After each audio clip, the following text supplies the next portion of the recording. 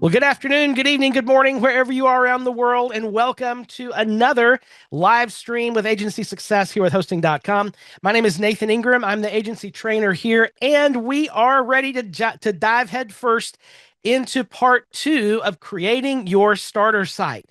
Now, if you missed part one, I'd encourage you to go back and watch that because that's where we actually go through the process of a clean install of WordPress, customizing everything from the ground up with a WP config file, and really just a philosophy of why a starter site is important. So if you missed that, I'd encourage you to rewatch that. It's there on YouTube for you to view. I'm going to drop that link once again in the chat in case you missed that. In the chat now is a bundle of links that starts with this PDF file that you're looking on your screen now, 20 pages of WordPress goodness, as well as a couple of other links for part one of this two-part series, both the download, a PDF just like this one for part one, and the link to rewatch that on YouTube if you've not done so. So let's dive in. And now that we've installed our starter site back in part one, we've gone through a clean install, we've customized everything, we've got a good foundation for customizing work that we're going to do today. So let's just scroll down here and give you a quick overview of where we're going, beginning with this very important disclaimer. Everything that's in this guide is for educational purposes. I'm not offering any warranty, no support, nothing like that. These are my personal opinions and some code snippets that we use regularly in our client work. And I'm sharing those with you for educational reasons. You should, as always, test everything, make sure it's going to work in your situation. As you're certainly aware, there's so many variables with WordPress and different plugins and all the things. Just make sure that you test all of this for your particular use case before you start using it on live client sites. All right, so just a quick overview of the whole concept of starter site and why that's important. A starter site is basically that beginning install of WordPress that you can customize and get all set up so that whenever you start a new client project, you can replicate that starter site instead of starting from scratch. So the idea is we're going to eliminate a ton of repeated work because we're going to get WordPress just like we like it, and then we can customize it for our future projects. So important benefits of using a starter site: efficiency, proficiency, and confidence. All three of these things are they're very tangible benefits that come when you start working with a starter site in your WordPress client work. Now, this has been a two-part live stream. As I mentioned a couple of weeks ago, we went through part one of foundations, and today we're focused on customization. So two things we're going to do today. These are actually out of order. We're first going to consider a plugin stack for our starter site. We talked a little bit about themes last time. Today, we're going to focus on plugins and some plugins you just might want to consider for every project as part of your base site. Then, in what time we have left, we're going to look at some custom functions, plugins, and snippets that we use for all of our websites in our client work with my agency. So we're just going to unpack all that and share that with you. And there are a few caveats along the way that we'll cover. Again, just make sure that you test all of this for the choices that you've made for your starter site and your client work before you roll it out to actual development. I'm sure you would do that anyway. I just want to make sure I say that a couple of times. All right, so we started talking last time about our theme, and my encouragement to you is that whatever theme you decide on, just make sure you're consistent with it, right? So pick a theme and just be all in on that theme. Don't change it a lot, because if you, like, the principle here is, if I have the same basic theme and plugin set on every site, that makes everything consistent, and it's going to make the job of managing many, many websites as your business grows, as you bring in more clients, and the number of sites you begin to manage. As that begins to grow, it's much easier to manage a lot of sites that have a similar theme and plugin stack. So the fewer different themes you have, the fewer different plugins you have, it's just going to make things easier.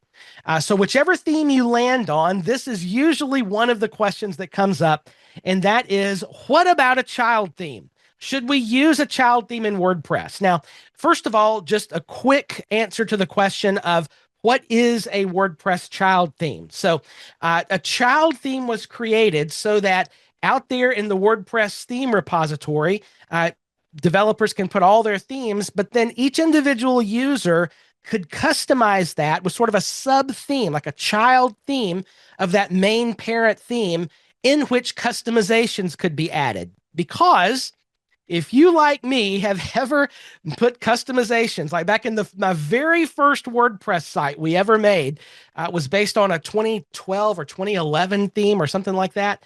2010, that was a 2010 theme, I believe. Anyway, we put a bunch of customizations in the functions.php and put some CSS in the styles.css. Had no idea that when that theme updated, we would lose all of that customization. I just had no idea. And so that's sort of a rite of passage for WordPress people, that at some point you too have probably lost a bunch of stuff you put in your theme. Let me just hear from you in the chat. How many of you have done that and experienced the loss of code and all those things? Yeah, it's kind of a rite of passage for those of us who've been doing WordPress for a while. And so the concept of child theme lets you create this tiny little theme that inherits functionality from the parent theme, but still allows you to customize and add different things to it. So just a little note here.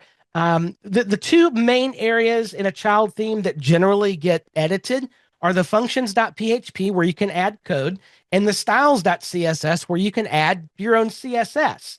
Now, child themes are becoming less important today, since not as much manual CSS is needed for site customization. With the growth of page builders and with the growth of block tools, there's less and less CSS that's going to need to go in a styles.css. Less code might be in a functions.php. The need for a child theme is getting less overall. So the question is, today, should I use a child theme? And many theme companies are saying you don't need to use a child theme. Cadence, for example, one of the most popular themes for WordPress and the one that we use for our client work, says this is literally copied from their website. Most users don't need to use a child theme. For simplicity and ease, Cadence has been developed to be customizable by the customizer, et cetera, et cetera, et cetera. They say if you want to add a custom code, you should use a code snippets plugin. And that's great for most users. However, if you are going to be doing development for many clients, you might not be most users, according to Cadence. So there's really two situations when a child theme is necessary. And they're really just for developers. Number one, if you need to make advanced theme changes that have to be done that are not possible in the customizer or by adding code snippets, like there's sometimes where you need to take a bit of the parent theme, move it to the child theme, make some edits, those sorts of theming tasks, you need a child theme to do that. The second is probably more common these days. If you need to deeply customize plugins like WooCommerce or some of the other very large detailed plugins that are available, a lot of times you have to take a bit of that plugin, move it into your child theme, and do it that way. You can't put it in your parent theme because it's going to get overwritten, right? So those are the two situations in which you really have to have a child theme. Now, you can switch. This is an important note. You can switch later to a child theme if you want to.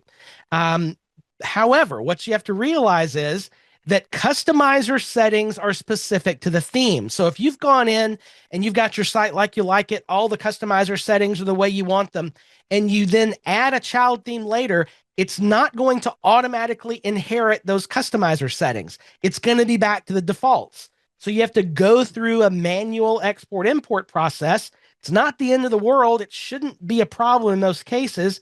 There's a plugin here called Customizer Export Import that can help you do that, but you still might lose some things. So all of this to say, because there are situations where in our work we might need a child theme, why not just start with one to begin with? It's not going to slow the site down. There's no negative consequences to having a child theme.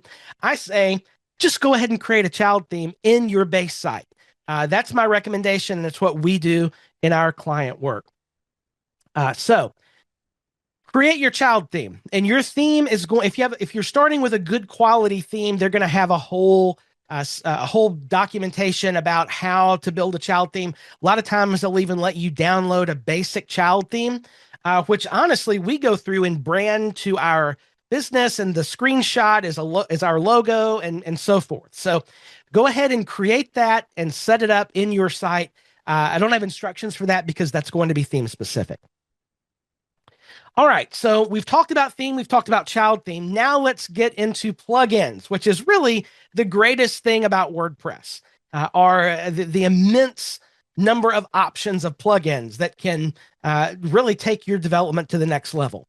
So when we start thinking about plugins for our plugin stack, one of the most frequent questions, you see it everywhere, is how many plugins are too many plugins? So it's a hard question to answer because it depends on the plugins, right? So in general, just as a very general rule, the more plugins a site has active, that just means there's more code being executed. That's all a plugin is. It's not magic. It's just a bunch of code that's active and now running on the site. And the more code you have because more plugins are active, that's just more stuff that has to happen. And so the site generally slows down a little bit. However, the real issue here is not the number of plugins, but the scope and the quality of plugins that you have on the site. So, for example, a site with 10 plugins that are really big, giant plugins, or maybe the code quality isn't as good, a site with 10 plugins could be slower than a site with 50 plugins. It just depends on the plugins. And so my answer to this question, how many plugins are too many plugins, is look, use as many quality plugins as it takes for the site to meet its goals and no more. Don't just install a plugin because of nicety. You know, is it going to help the site meet its goal? Is it actually going to make the site easier to use or let it do something that it couldn't do before?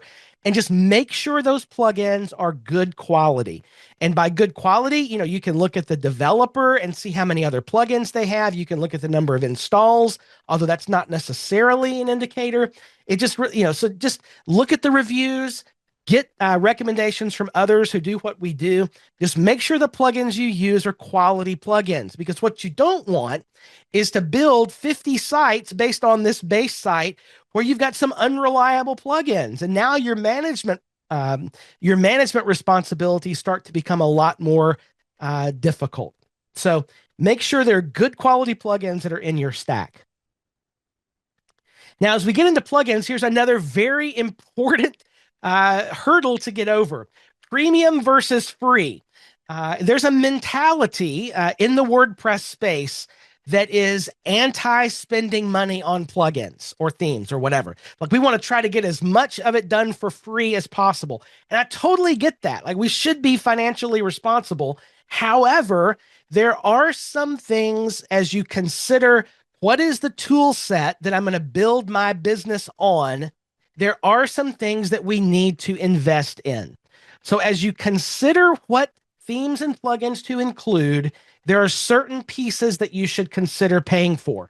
Now, these are the core of your development work, and you are going to benefit from the additional features that these premium paid versions of plugins are going to bring. And also, this is really the key.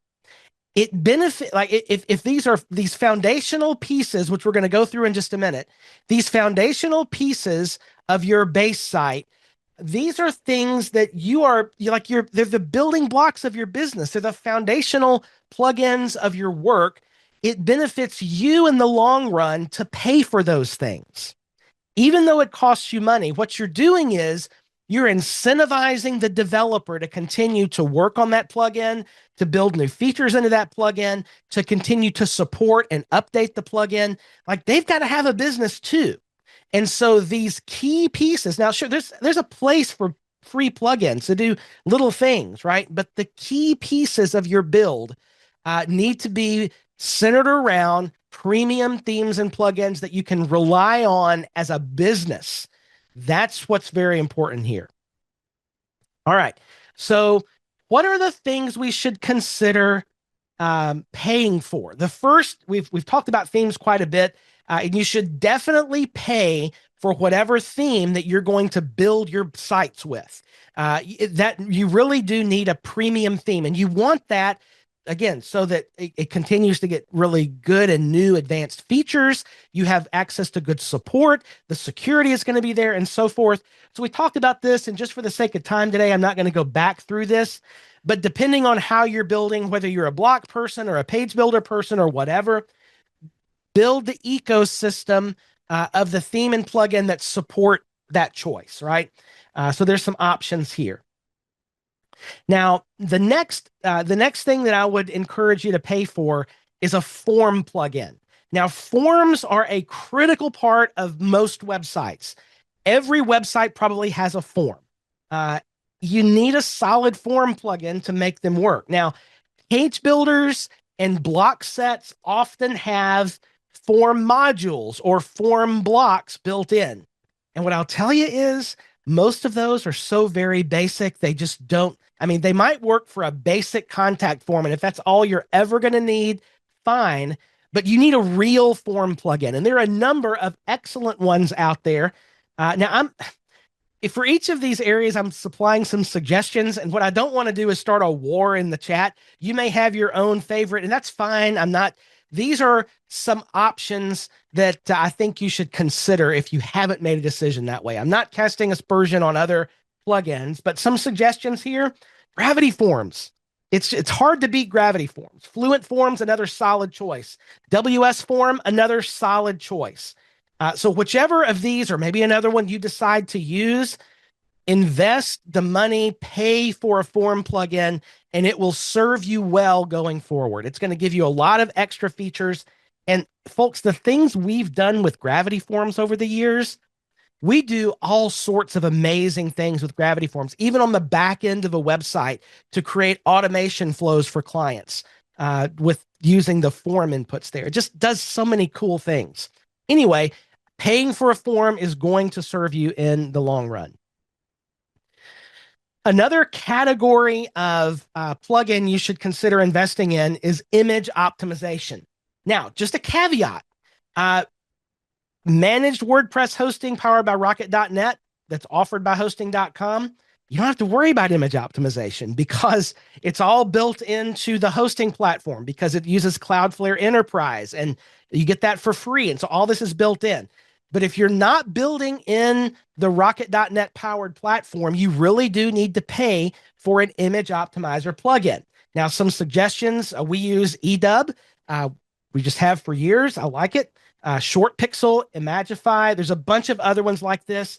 And the thing about these types of plugins, they're all basically the same. You just pick one because you like the UI or pick one because you have a good price. You got a good price on it. But the output is going to be basically the same. Some may be just maybe minuscule better here or there. But the paid versions of each of these three in particular, image optimizing plugins, roughly the same. So it doesn't really matter which one you choose. Just pick one you like the best. But the most important thing here is there are, of course, free versions of these plugins that are out there. You get measurably better output by paying for image optimization. It's just significantly better. So you might get a little bit of image compression with the free versions, but the premium versions, the image compression is significantly better. It's worth paying for these things. Now, Leslie has a good question in the chat. If you optimize photos in Photoshop, is that not enough? Well, it depends because let's say you optimize the large version of the image that you upload. Well, WordPress is now going to create 3 or 4 or 5 more of those that aren't necessarily as optimized. So that's why it's just better if you buy an image optimization plugin, you can throw an unoptimized image at it and it just optimizes it for you across all the different image sizes that WordPress creates. And so you're going to save yourself a ton of time not having to worry about optimizing every image in Photoshop. We haven't done that in years. I mean, I used to optimize every single image in Photoshop. Don't do that anymore. Don't have to worry about that anymore because the image optimizing plugin takes care of that. It's a great question. Thanks. All right. Another category of plugin you should consider paying for is asset optimization. And by that, I mean things like Perf Matters, WP Rocket, Flying Press, one of these plugins that's going to optimize the CSS and JavaScript and all those things, right? Caching, that sort of thing. So there are a number of options here. There are several really good free WordPress page caching plugins, like WP Fastest Cache. Works great for page caching.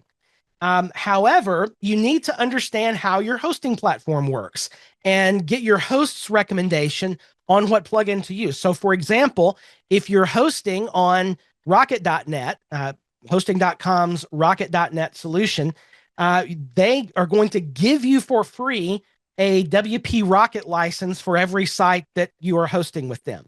And they give you some settings to make it all work together, and it does wonderfully. So again, if you're on managed WordPress hosting powered by Rocket.net, offered by hosting.com, the WP Rocket plugin is fully included. Now, if you're hosting on hosting.com's virtual dedicated server or virtual private server, again, you have to understand what your hosting platform is using. Hosting.com is using a Lightspeed server, which is incredibly fast. And so it makes sense to pair it with the free WordPress Lightspeed cache plugin because it works well with the Lightspeed server software. So all of these, you just have to, what is my hosting environment and which of these should I do? But whatever you do, you need to be paying for one of these. The exception being Lightspeed Cache, which is a free plugin. You're paying, however, for the Lightspeed server license. So there's still some paid components. What I would recommend and what we do, we use Perf Matters for asset optimization, like the CSS and JavaScript optimization, paired with Lightspeed Cache for page caching and server connection, and it works wonderfully. So Perf Matters, fantastic plugin. There's even a little deal, I think 10% off right now through the end of the year. Really good plugin, excellent support. But whichever of these you choose, there's several good options here. Just make sure it's going to work with your hosting situation. And if you're not sure, ask your host support. All right. Gene is asking about Hummingbird. That's a plugin from WPMU. I just don't recommend anything from WPMU at all, period. The free Hummingbird is okay. It's fine. It's probably one of the better free asset optimization plugins, but you're going to benefit from one of the paid options. You're just going to get better performance. All right. Another category of plugin that you're going to want to invest in is custom content creation. And by that, I mean, what's going to create your custom post types and custom taxonomies and all the things that you can do there. And a few of the good options there are Metabox, ACF, or if you're using Elementor and Bricks, Jet Engine is probably your better option there. So we use Metabox for our work. ACF, of course, been around forever. It's a great choice. Never used Jet Engine, but people swear by it who are in the Elementor and Bricks world because it integrates so nicely. So whichever of these you choose, get the paid version because it's going to give you so many more tools and amazing things you can do with custom content creation. It's absolutely worth it. Now, the next section here you should look at is WordPress security. Oh, question in the chat about pods. Okay, so those of you that have been with me for a long, long time, we talked about pods for years. Now, unfortunately, pods it's just getting a little long in the tooth. It's not getting a lot of updates. There's not a large financial base supporting it. Pods was great for many years because they were sponsored by Automatic, and that funding was pulled several years ago. And so that's why we actually moved away from pods into Metabox. So does pods work? Sure, absolutely. However, it's getting behind some of the others, both in UI and functionality. Yeah, so probably makes sense to look at moving away from that. Okay, WordPress. Now that's just me. There's a lot of Pod still has a very loyal fan base. You just need to investigate that and decide if it's right for you or not. Okay, so WordPress security, another area you should invest in. I've talked about this at length, and so I'm not going to climb up on this soapbox today, but basically, the story with WordPress security plugins is that today's market for WordPress security plugins is a lot like the theme market was 10 years ago, where everybody was trying to pile in all these features into their theme to try to compete in a theme marketplace. And what you ended up with was feature bloat that just slowed everything down. And that's where we are with WordPress security plugins today. All the security plugins are trying to out feature each other and offer features that really, frankly, don't belong in a WordPress security plugin. So, for example, the role of a WordPress, in my opinion, the role of a WordPress security plugin should be user account protection, adding things like two-factor, passkeys, credential monitoring, trusted devices, that sort of thing. Login page protection, like give me a way to put a CAPTCHA on the WordPress login page, and some kind of vulnerable theme and plugin alerts. Now, there's other features that, the big features that security plugins try to sell these days, like firewalls and file level malware scanning. Those things are important, but they do not belong in a WordPress plugin. They belong at your host or at the network level. And so a WordPress plugin trying to do that is going to be slow, it's going to be resource intensive, and it's not going to do it as well as like a file level malware scanner. It's not going to do that job as well as if that was running at the host, actually in the server itself. So what I recommend, I mean, really the one that I recommend is Solid Security Pro. It does these things the best in a lightweight plugin. Other options, Malcare, WordFence, they get a little heavy-handed on some of these features, but you make your choice, do the research, but this is something you should invest in if you're going to be doing WordPress for clients. All right, the last bucket of premium plugins you should consider is a good WordPress backup plugin. So your primary, like the backup that you rely on, first line of defense ought to be at your host. And so whether you're on a hosting.com virtual dedicated or virtual private server, or whether you have hosting.com's rocket.net service, backups are built into that, and they happen every day automatically. You don't have to think about it. It's just there and it happens. It's very, very reliable.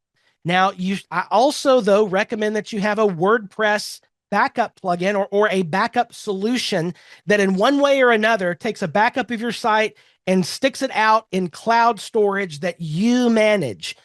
Because I want a backup outside of my host's infrastructure, just in case something happens, right? And so some suggestions to do this could be an external service like Blog Vault, which is excellent. Or it could be WordPress plugins like WP Vivid or All-in-One Migration or Updraft, also all very good plugins. So that's something you should consider investing in.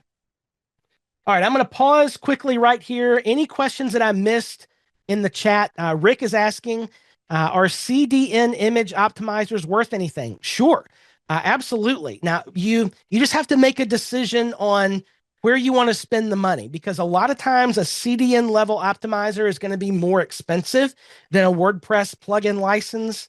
It really just depends on how you want to build your infrastructure. There's advantages for a CDN with speed and so forth, but they can tend to get more costly.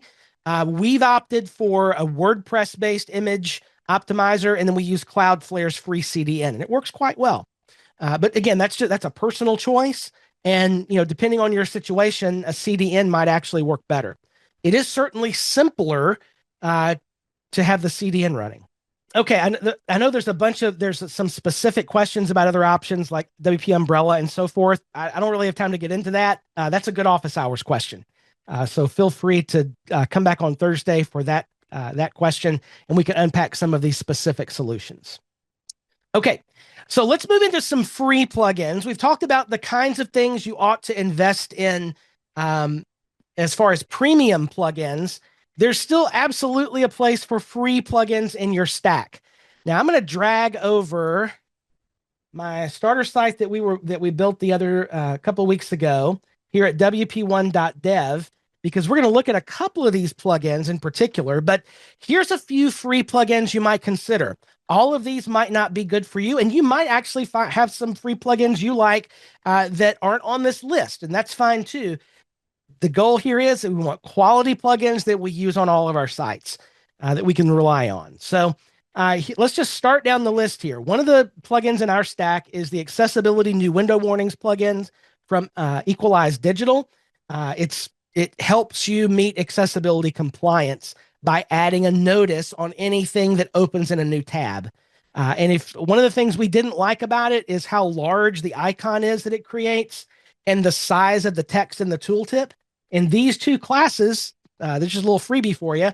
Those are the two classes that can help you size down those things. Another one that gets a lot of discussion in our world is the Admin and Site Enhancements plugin. This is a fantastic plugin. It's like a kitchen sink of code snippets all in a plugin where those options have toggles. So I'm going to just activate, I actually have the pro version on here, but I'm going to activate the free version of ASE. And you'll find that down here at Tools and Enhancements. And you can just kind of see all of the amazing code that's in this plugin that you can turn on and off depending on what you want to do. So, there's plugins you could add, for example, to duplicate a page or a post, or you could just toggle this on and now you've got functionality to duplicate content or reorder content or replace media or enable SVG uploading.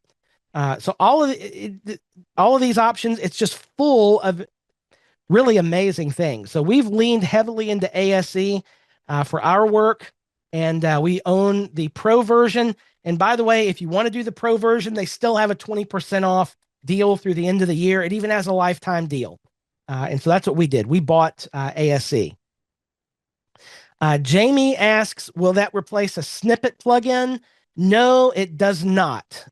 Although you can add, no, this doesn't have code snippets itself. So you would either need to use an MU plugin, which is what we'll get to in a moment, or a code snippets plugin. ASE for us has been one of the best things we bought in recent years. Totally worth the investment.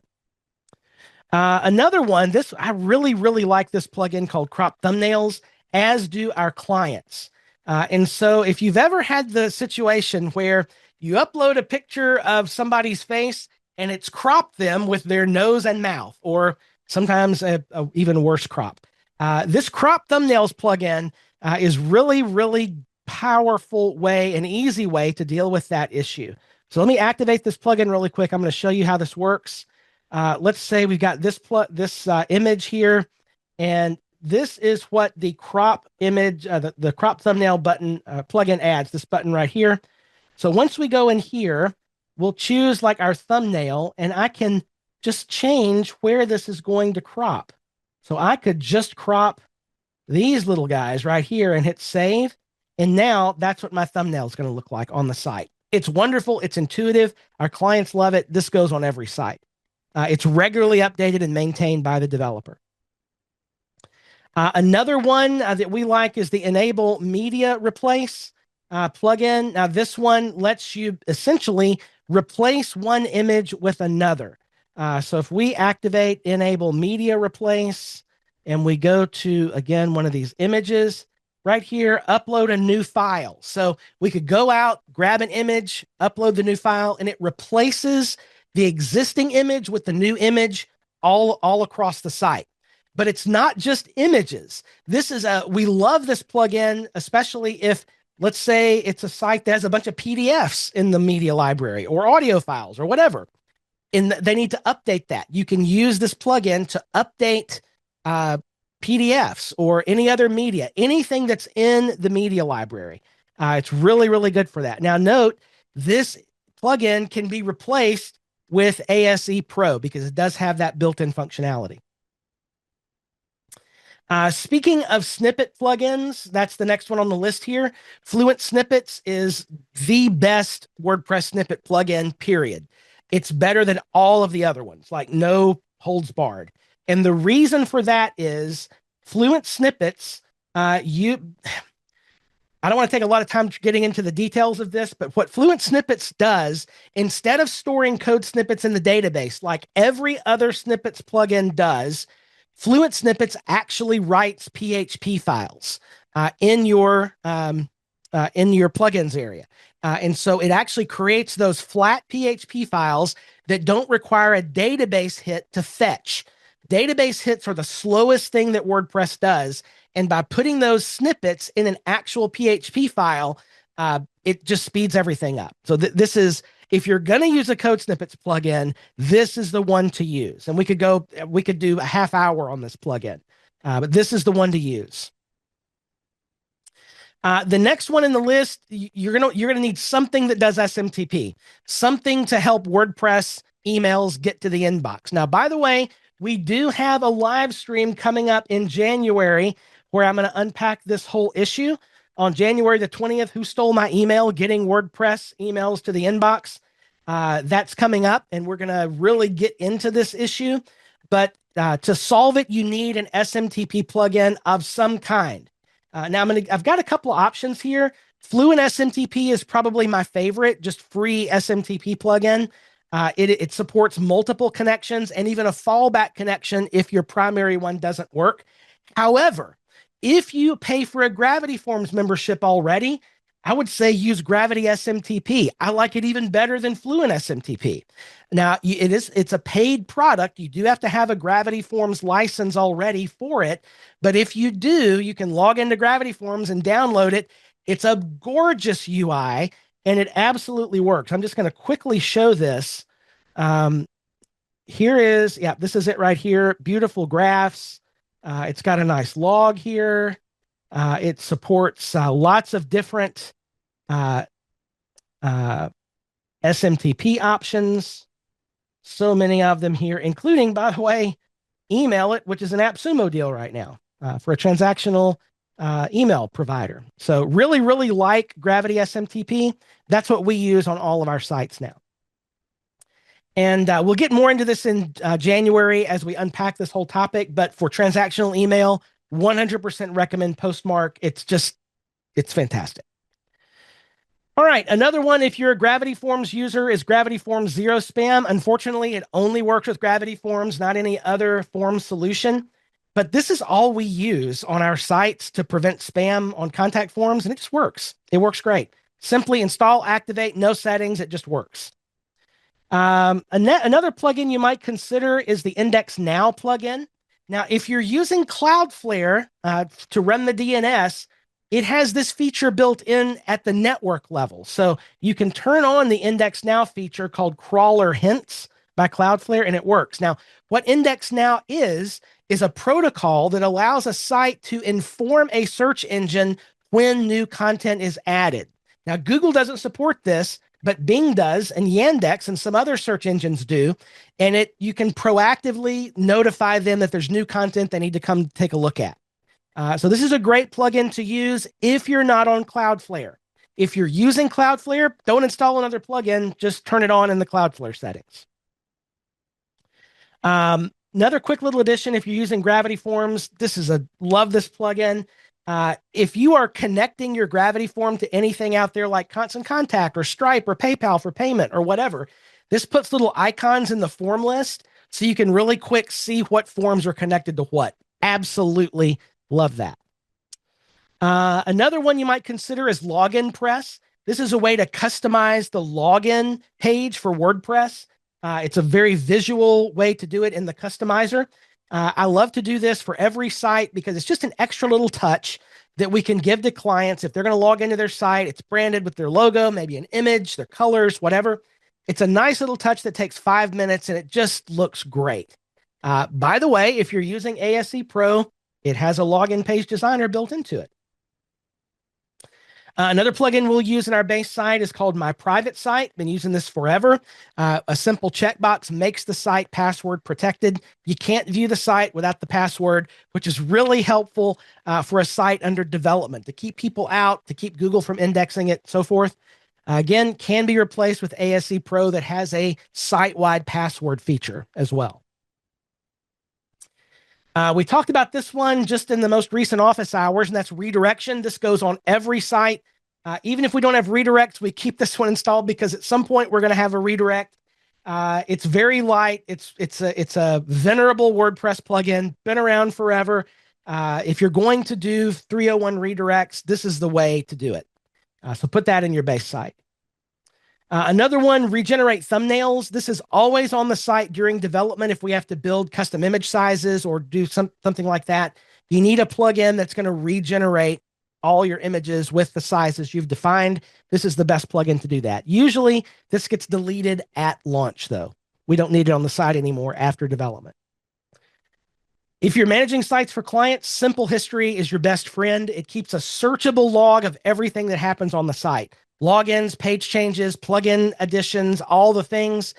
It's incredibly powerful. And if you're a Beaver Builder user, they have an add-on for Beaver Builder that'll even show you which sections of the page a user edited. It's fabulous.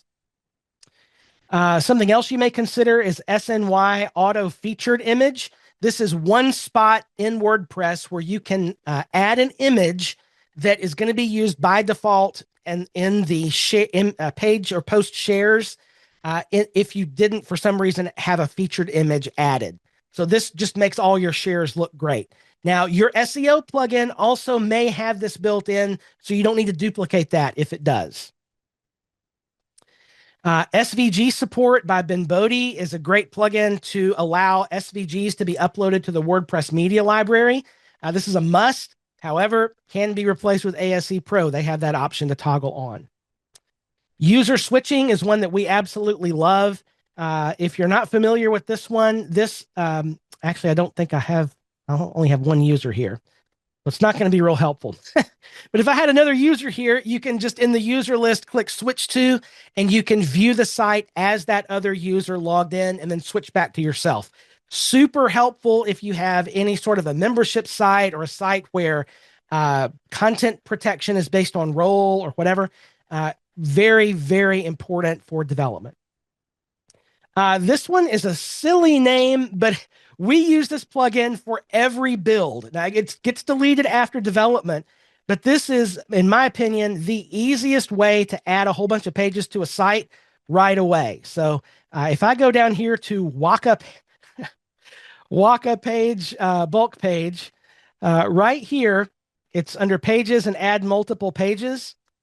I'm going to type home, about, services,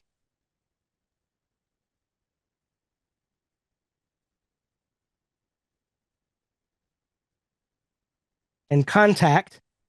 These are going to be no parent. They're going to be published. I'm going to hit add pages, and that's what it's going to create. Even with this parent-child structure, hit save. Look here. Boom. There it is. So we do this on every site based on the content architecture document that we create, and we just create all the pages. Boom. Just like that. It doesn't survive past launch, but it's a great plugin. All right, WP Help. We love this plugin because it lets us put like a little bit of documentation on the back end of WordPress. So right here is what it creates. And we have these internal posts. Let me just create some Ipsum text here. Maybe it's just a how-to of different areas of the site. It's the block editor, so you can add images or whatever here if you want them. I'm just going to publish this. And so think of the internal help guide you can create, because now right here on the dashboard are links to all the little help items. And you click there and they show up right here. And here's the other ones. Now we have all these options in movable because we're the admin, but the client doesn't see these things. But you can embed video. We do all, like when we do a training with a client, we embed the video with WP Help here on the back end. So it's helpful. And this is all internal. It's not going to show up on a search engine. This is all internal to the admin area. Super good plugin. And last but not least is Yoast SEO, or your SEO plugin of choice, whichever one you use. And it may be that Depending on the kind of work you do, you may be just fine with a free version of an SEO plugin. However, you might need a paid version as well. Just depends on how you work. So pick your SEO plugin, use it on all the sites. All right, let me pause just for a minute, take a quick look at questions before we move into the next section. Let's see. All right, I don't see any questions, so we're going to move on just for the sake of time. Okay, now there's always the need as we're building sites to have code added, right? And so a custom or a snippets plugin is often what folks will use. What I recommend is building out a series of custom functions plugins for WordPress. Now, I've given you a bunch of options, and just based on time, we're not going to have time to go through all of these, but I've given you links, which we'll get to in a minute, and you can go through them. Everything's explained here in the document. But a lot of times, like you've seen it before, like on online tutorials or whatever, they'll say, here's this magic snippet that does exactly what you want it to do. Put it in the functions.php of your active theme or child theme. That's what they always say, right? And that's absolutely the wrong thing to do. Even if you're using a child theme, the functions.php is not the place. If you're doing things the WordPress way, that's not the place to add code snippets that impact things like WooCommerce or create short codes or whatever.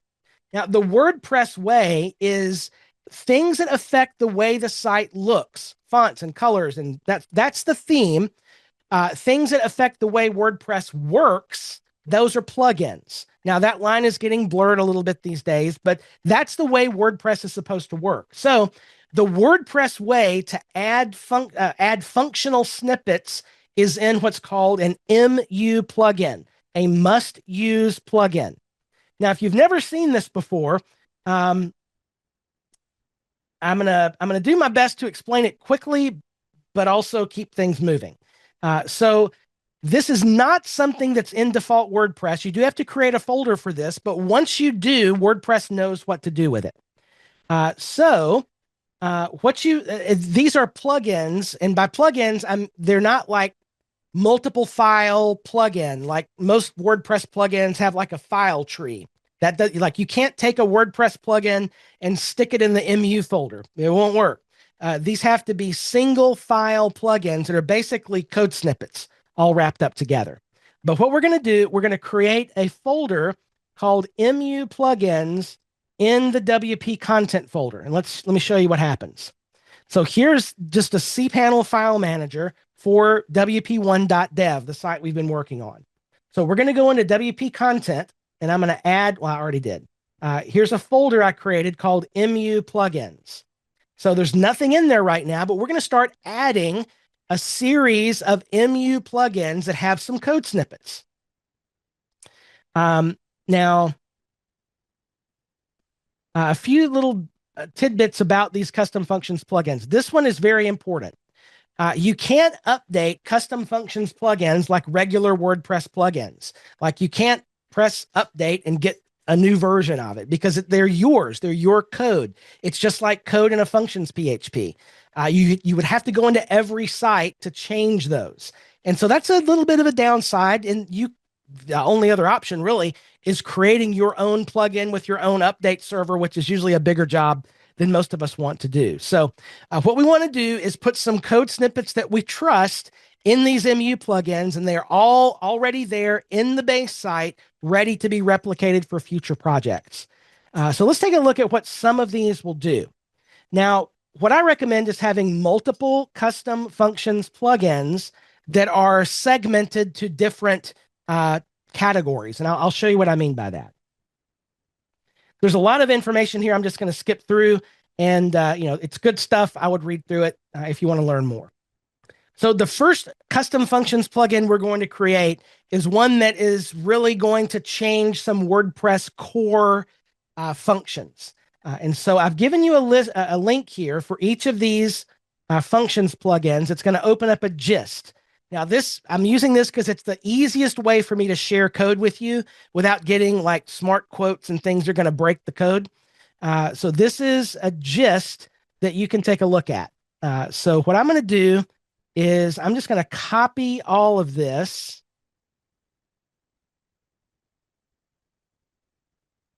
And I'm going to create a plugin, or pardon me, a file called just this right here. The same. You can call this whatever you want. But I'm just going to create this file and then edit the file here in File Manager. This is probably easier if you have some sort of a code editor like VS Code, something like that. I'm doing the simplest thing here, which is a cPanel file manager. And let's go ahead and copy this code, and then we'll walk through it. Now, all this is a series of code snippets that we found that we like and that we want to use. And so I'm just going to walk right down here. Each of these functions has the code snippets explained for you here in the guide. So the security check, this is in every one of the plugins. It's a security feature for the code. The next little bit here, these two simple functions disable automatic theme and plugin updates site-wide. I don't want that happening. I don't want plugins updating by themselves. I want to update our stuff on a schedule. And so you don't need a plugin to do that, to turn off automatic updates. These two lines in this function plugin are going to do that for you. We also are going to disable auto update emails for themes and plugins. We're also going to turn off emojis. If you don't want emojis all over your content, this saves about 100 something K in a downloadable CSS file. Like, I don't want that bloat on the site. We don't want emojis on the site. So we're going to deactivate those with this code snippet. Moving down, this next bit of code disables all the WordPress feeds. And unless you want your site to create feeds for RSS readers, there's no need to have that active on the site. We are turning things off in WordPress to give cleaner, faster output. A few things here. These functions clean up the WordPress head. So it turns off things like, why would you want the version of WordPress you're using echoed out in the head? I don't know. Does anybody really use really simple discovery anymore, or the Windows Live Writer? Like, these things are all out there. We're just going to turn all of that off. The next little bit here, if you have a site where it's a membership site or whatever, and your email is set as the administrator email at settings in general, you know how you get an email for every single person that signs up for the site. This little bit of code is going to turn that off. The next one down here, I don't need to know if somebody requests their password to be changed either. Like, I don't need to know that. By default, WordPress tells the admin whenever a password reset email is sent. And this last one here is probably my favorite out of the whole one. The settings and tools menu. Now, depending on what tools you're using on your site, the settings menu can get quite large, as can the tools menu. But what this snippet does is it takes everything here in the settings menu and alphabetizes it. And I love that. The tools menu, it's going to do the same thing. All right, so those are all the code. You don't have to use all of them. Just pick and choose, delete the ones you don't want, whatever. But when we're done, we're just going to save our changes here, and we're going to refresh our site. And one of the first things we'll see, we may need to purge the Lightspeed cache. One of the first things we'll see here is that our menu is not alphabetized. What is going on?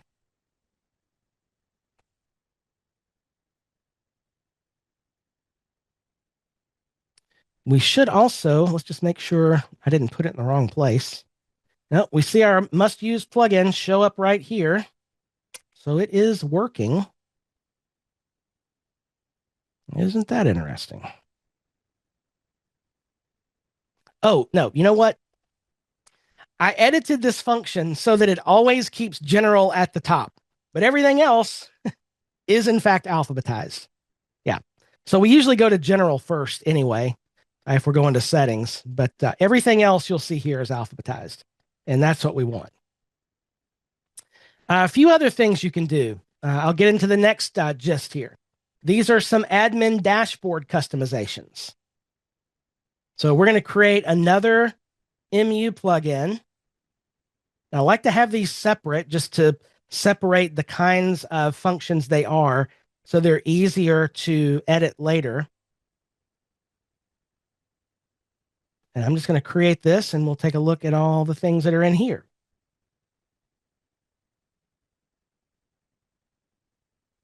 All right.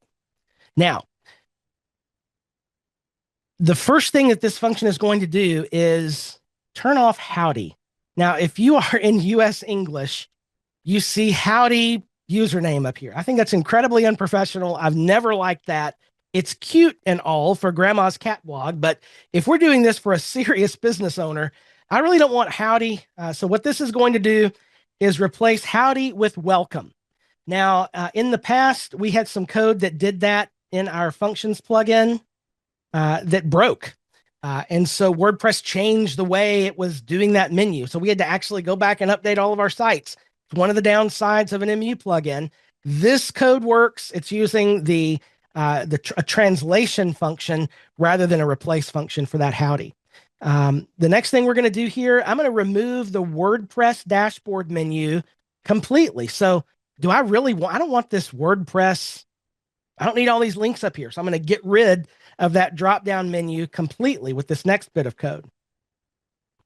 The next one we have here is going to remove a lot of these dashboard widgets. So I don't really want here on the home page, I don't really want the at a glance, don't really need that, don't really want activity, don't really want WordPress news and events, especially now that certain people in WordPress are putting their personal blog in everybody's feed.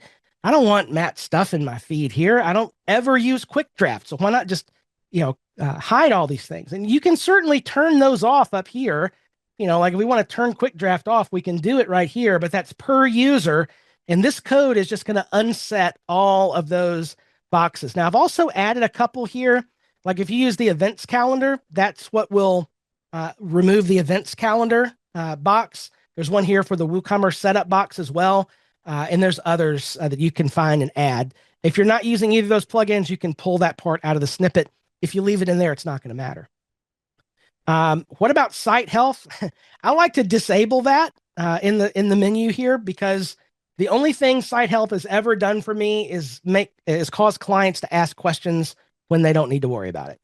So we disable site health, and also we're going to modify the footer text. So I'm just going to save this code and I'll show you it's going to change this text down here to something that's branded to me. So let's save our changes here, and we're going to take a quick look at how this now changes. So look at our dashboard. We have to clear our cache.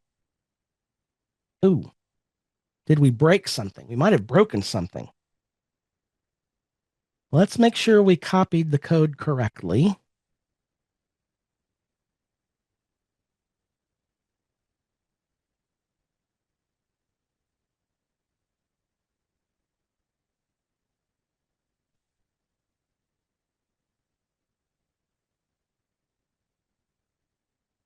Okay.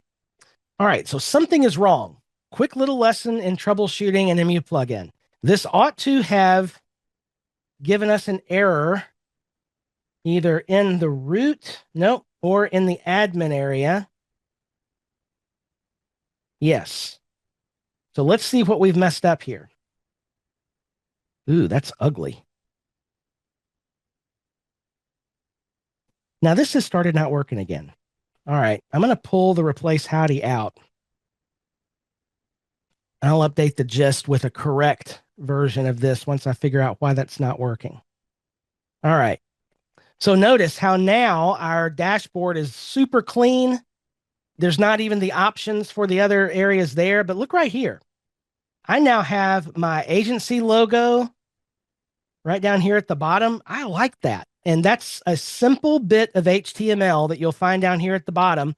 I'm pulling a little logo from an S3 bucket just so it's everywhere.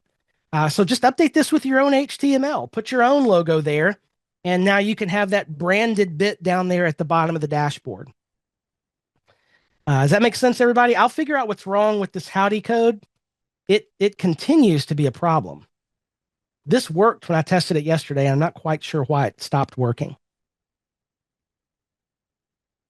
All right, I'm just going to go down this list and show you what else are in these gist files. There's some really good code snippets here. You'll just do the same thing, create an MU plugin, paste in the code, modify, take anything out that you don't want. But some of the WordPress security snippets we like are suppressing login errors. So in other words, if somebody logs in with the wrong username and password, WordPress will say that user doesn't exist or that password is wrong for that user. It's just a good security practice to obscure that a little bit by saying it was an invalid login. So it's a small little thing, but it's just a little bit of code. There's a bit of code in this gist that will prevent a user enumeration attack. Trying to figure out what author IDs are. This bit of code will stop that. This is one of the craziest features in WordPress that is really not used by many. Settings and writing. WordPress by default has this ability where you can send an email to WordPress and it'll turn it into a post. That just feels like a massive security hole to me. And so this bit of code will disable this post by email altogether. A few other things. Oh, there's some really good short codes here. So there's a short code MU file here, and we use this on every site. And we just know that if we're going to add short codes on a site, it goes in this MU plugin. But there's one here that's super helpful. This one's pretty basic, just a year, like echo the current year, but this one we use a lot. The years since short code. So what this code is going to do is let you have a short code like this, years since Y equals a date. So if you on an about page, XYZ company was founded blank years ago. That's what this is for. In the short code, you can put just the year or the year and the month or the year, month, day, and it will say it was founded 43 years ago. It'll do that math for you. We love this short code. We use it a lot. And so this is just really a holding place in this MU plugin for any other short codes you're going to create that are specific to that site. Got a couple of other media functions. This one is good. I'm going to show you a couple of things here that I really like. So for example, if you want to define custom image sizes, this is how you do it right here. If I want to unset core image sizes, like, do you really need WordPress to create 6 different media sizes? I've given you some instructions here, but I'm going to comment out, some of these that I don't want, I don't want WordPress to create this or this or this.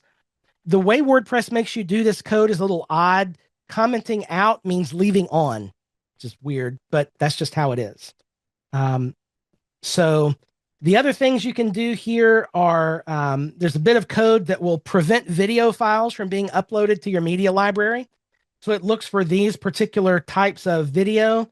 And if a client tries to upload a big old video file to your media library, it's going to give them this error here. Same thing for audio files. We hate video and audio being uploaded to the media library. It needs to live on a service that was designed to stream that stuff, not in your WordPress media library. So pretty good little nuggets there in the media functions.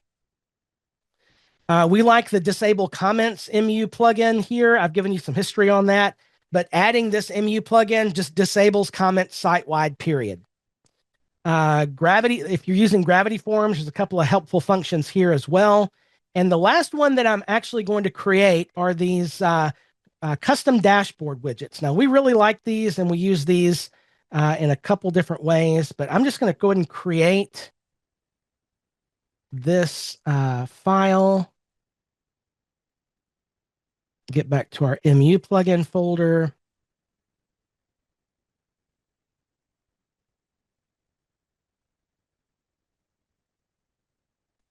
I'm going to paste this in.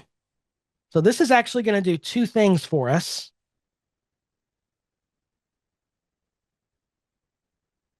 And it's mostly just HTML. It's going to be easier for me just to show you what it does. So it's live and working now. Let's look at our dashboard. And notice we have a couple of new dashboard items that were created. So the first is this one. This is a branded client dashboard widget where you could put, some buttons here to do different things. It's just HTML. So you have control in this little snippet here over this HTML that's going to be echoed. So maybe you want to put a logo and maybe some buttons out to your help center or whatever. It's a really easy way to do that. And so you can make that whatever you want it to be. And that this will let you render whatever kind of dashboard widget you want. Now, the next one, we really like this one. And it's super simple. But here we go. What this code does is basically create a dashboard widget that's called support request form right there. And inside that dashboard widget, it's rendering the short code for a Gravity form. And it could be whatever form plugin you use. You can just drop in a form there. I'm going to real quick go and activate Gravity form so you can see what this looks like. And I already have a basic support form set up here. Just name, email, how can we help? And so now that that's active, boom, the form just appears right there. And so they could send a support request from right there in a dashboard widget from inside their dashboard. So this is just the beginnings of an idea of something you could customize and do some really cool things with. So just a couple of ideas on how you might create some custom dashboard widgets that serve your clients. All right. So before we get to some questions, let me just encourage you to consider, if you haven't already, consider upgrading your hosting to hosting.com. Agency success is all about making agencies more successful through training about technical things, business processes, answering questions. We love to do this. We want to make you more successful. And we want to give you the best hosting solution possible for the way you like to do your client work. And to do that, I'd like to introduce you to my friend here, Mike Demo. Mike is the partnerships lead for hosting.com in North America. And Mike has an agency background. He's incredibly smart and very good at helping agencies make the right choice for them on what hosting.com options are best for the way they want to do client work. So if you haven't already had a call with Mike, you can email him or scan that QR code, and you can just schedule some time with him to talk about what are the right hosting.com solutions for your business. All right, so with that, we will pivot to questions. So let me just ask, if you've asked a question in the chat, drop it in the Zoom Q&A, and we'll go through these last remaining questions in the next few minutes. We're already a bit over time already. So Leslie has a question in the Q&A. Do you add plugins to the starter site? Yes, absolutely.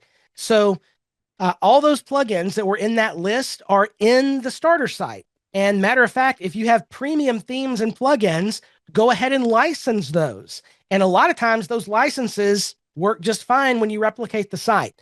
And so you don't have to reinstall anything. You can make all of the settings that you would normally make in your plugins. And that way you do that in your base site so that when you replicate it, they're already there for future projects.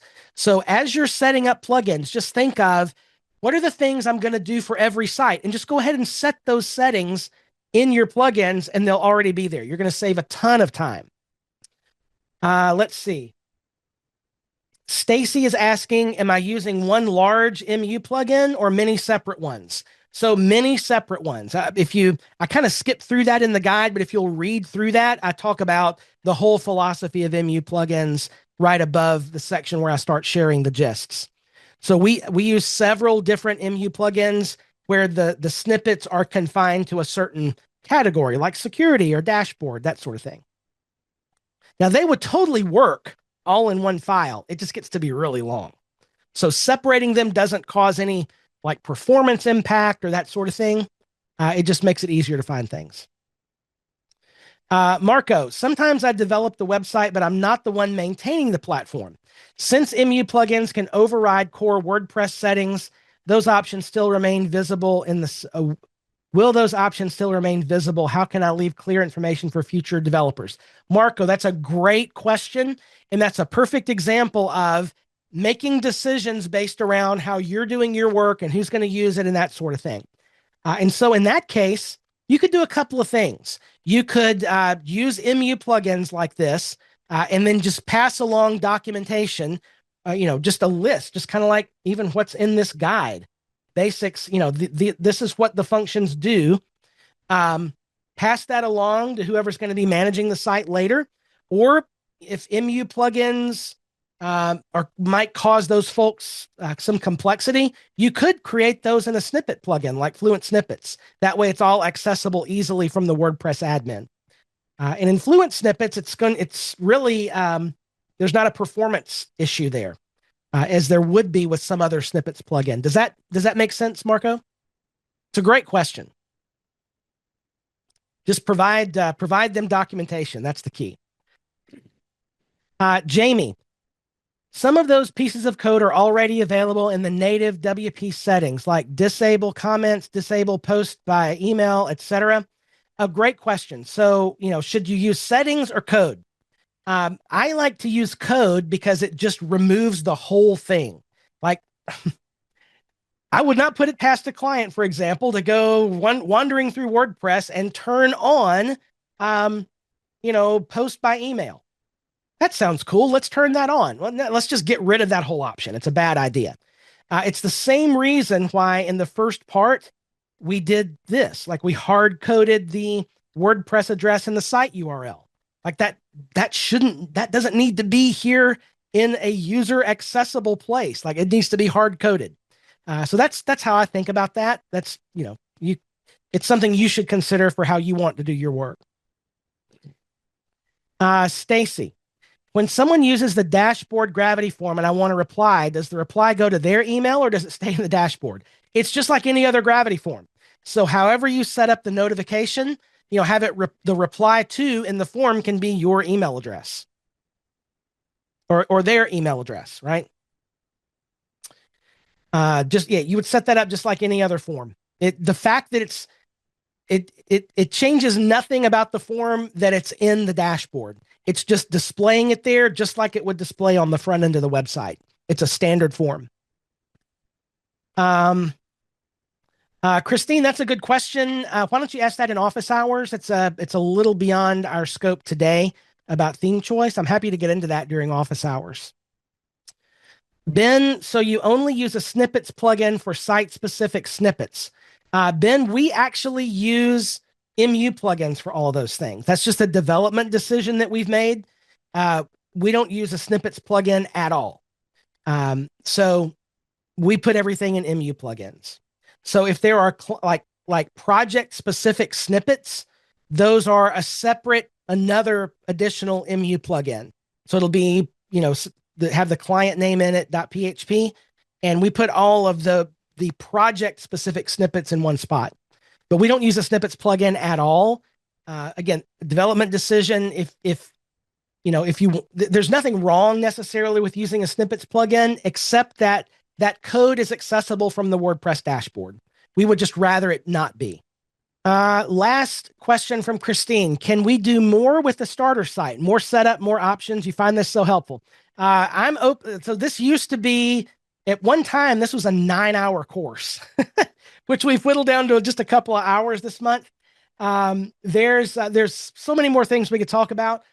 Christine, what I would suggest, and for anybody, if you would like to suggest more things you'd like to see on this topic, use the Slack channel. If you're not part of the Slack channel, go to myagencysuccess.com and sign up right here. We'll get you an invite into our Slack channel, and you can ask or you can communicate with me there by DM.